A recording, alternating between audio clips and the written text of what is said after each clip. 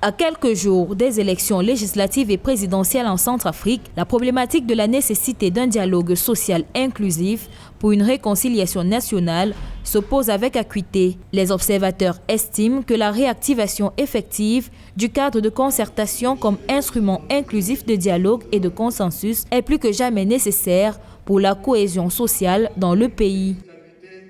La Centrafrique n'est pas à sa première journée de réconciliation nationale. Ce mode opératoire, nous l'avons vu évidemment avec Patassé, également avec Bozizé. Les recommandations formulées par ces différentes journées de réconciliation n'ont pas réellement abouti. C'est une urgence aujourd'hui pour toute la classe politique de faire franc jeu, en permettant évidemment ce dialogue national inclusif de voir le jour et à partir desquels la Centrafrique pourra alors aborder tous les problèmes qui minent alors cet état de l'Afrique centrale. Si le dialogue inclusif revient sur la table à la veille des élections, c'est parce que depuis 2008, le pays traverse une situation politique instable. Présenté par l'opposition comme sortie définitive de la crise, le dialogue national serait renforcé par l'opérationnalité de la Commission nationale, Vérité, Justice, Réparation et Réconciliation nationale, une concertation politique nationale pour discuter de manière exhaustive et inclusive de tous les enjeux de la nation afin d'ouvrir l'ère de la construction d'une Centrafrique consensuelle.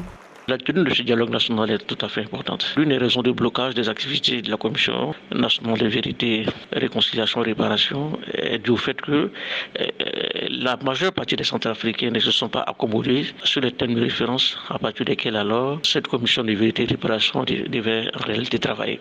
Pour l'heure, les avis convergent pour un dialogue entre le gouvernement et l'opposition pour apaiser les tensions avant les élections. Un type de discussion présenté par les observateurs comme une condition préalable pour restaurer la confiance des différents acteurs de manière pacifique en vue des scrutins de décembre 2020.